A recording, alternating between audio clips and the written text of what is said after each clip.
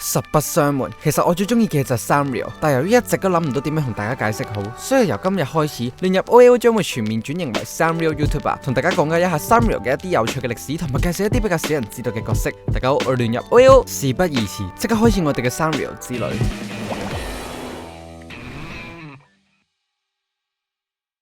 由於 Sanrio 嘅嘢實在太多，根本就講唔晒，所以不如我哋好簡單咁樣由佢嘅歷史開始講起先。Sanrio 嘅前身係一間絲綢製品公司，喺昭和嘅1960年代，一個叫做仙大郎之子嘅人創立咗一間專門製作絲綢製品，例如衣服、絲綢線、涼鞋或者領呔等等嘅公司。雖然佢有咁嘅本錢去創業，但係唔使2年就蝕晒大本，冇人幫襯，因為佢哋主要嘅公司喺山梨縣，即係富士山嗰邊，對於絲綢嘅嘢未必有太大嘅興趣，咁所以一定需要一啲創意，令到公司嘅產品大賣嘅，所以之自就諗到喺啲涼鞋上面加啲花花嘅圖案可能會成功，結果一推出嘅時候果然大賣，喺山梨縣一炮而紅，成為全球第一位喺涼鞋上面加啲公仔或者花花圖案嘅人。之後嘅產品亦都係以花花為主，例如罐頭糖果咁樣啦，吸引更加多嘅小朋友叫家長購買。之自認為只有花花實在太過單調，所以佢選擇咗用一大筆錢邀請漫畫家同埋藝術家創作唔同嘅卡通人物，再於1973年改名為 Sanrio 公司，將公司移師至東京五反田，而產品嘅方向亦都由原先嘅絲綢製品改為送禮商品㗎。經過1年嘅創作，其中 Yuko Shimizu 正式創作咗 Hello Kitty。Hello Kitty 嘅名稱靈感係來自於 Alice in Wonderland 鏡中奇緣入面 Alice 嘅家貓 Dinah 生嘅 BB Kitty 而衍生出嚟嘅。雖然原本其實係真係叫 Hi Kitty 嘅，但由於之自想將佢哋嘅座右銘社交交流呢一點發揮出嚟，所以就叫咗做 Hello Kitty。而講到 Hello Kitty 就不如順帶一提啦，有好多人成日都爭辯到底 Hello Kitty 有冇嘴巴，尤其是喺我童年嘅時候，大家見到嘅 Hello Kitty 動畫版都係有嘴巴，但係去到後期就唔見咗嘅。其實最初 Hello Kitty 的確係有嘴巴喺度噶，但係由於第3任設計師想 Hello Kitty 發自心底咁講嘢，而且要 Kitty 做一個就算喺其他世界各地都可以做一個交流嘅友誼象徵，所以就喺03年後 Kitty 正式封嘴嘅。其實雖然係幾恐怖啦，但係大家係中意佢封嘴多啲啊，定係佢有嘴多啲呢？歡迎留言討論一下。OK， 翻到正題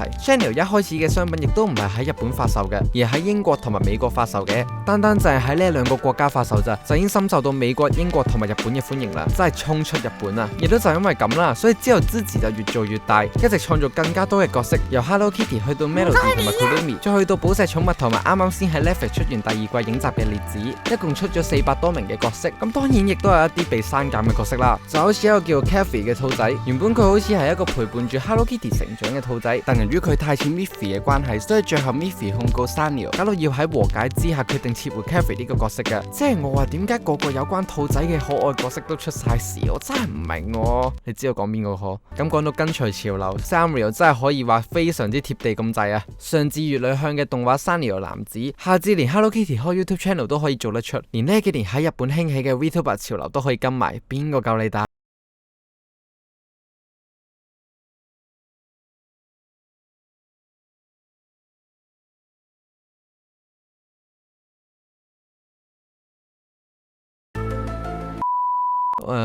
？OK， 你當我冇講啦吓。不過有關 Sanrio 男子同埋 Hello Kitty 嘅 YouTube channel， 我會放喺簡介資訊欄度嘅，有興趣嘅入去睇下啦。不過雖然我就講唔晒400幾位嘅角色，但係有一位角色我特別想介紹，佢就係烈子啦。可能大家都唔知烈子係邊個，畢竟烈子喺香港又唔係太多人認識嘅。不過佢嘅性格仲有外表係同其他 Sanrio 系列嘅角色非常之唔同噶。烈子呢個角色原先係喺 Sanrio 嘅內部員工嘅新角色投票活動入面突圍而出，成為最多員工投票嘅角色，係由一個叫 Yeti 嘅員工設計出嚟嘅角色嚟噶。而佢嘅靈感好聽啲嘅話，就係宣泄職場壓力而衍生嘅一位角色。難聽啲講就係因為日本嘅職場非常麻煩兼且恐怖。根據資料統計，平均日本嘅打工仔 OT 時間係10.1小時至到10.6小時不等。而且喺日本以客為神嘅文化係辛苦過香港非常之多倍噶。即係我問你，你有冇見過日本有西嘅員工對住你西啊？其實可以同你講差唔多冇咁滯。話說香港已經係一個忙到甩碌嘅城市，但係日本亦都可以同香港並排，甚至超越香港咁滯。呢一件亦肯定唔係一件好事嚟嘅。根據資料顯示，日本平均每年10萬人自殺或者過勞死入面，有接近600人都係因為職場壓力而自殺，而平均200人就因為過勞而死。呢個數字喺日本嘅層面嚟講係相對唔少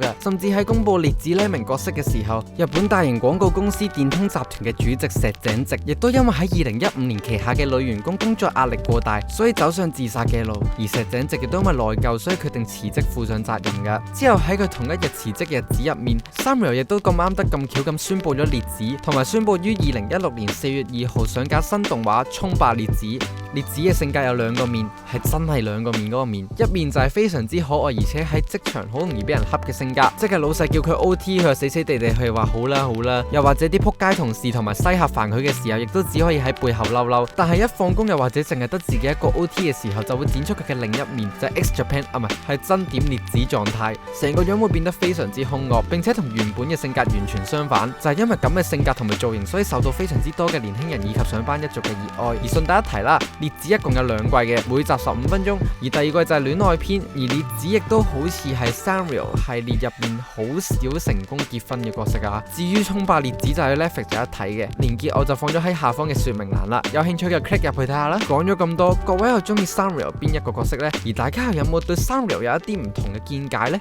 歡迎留言討論一下，希望各位可以繼續收睇，最緊要撳埋個鐘仔，星期3、6點半出片，記得訂閱同埋 like 埋呢條片，仲有唔記得 follow IG 同埋 like Facebook 啊！我係一個中意 Sanrio 嘅男仔，亂入，我哋下集見，有嘅話。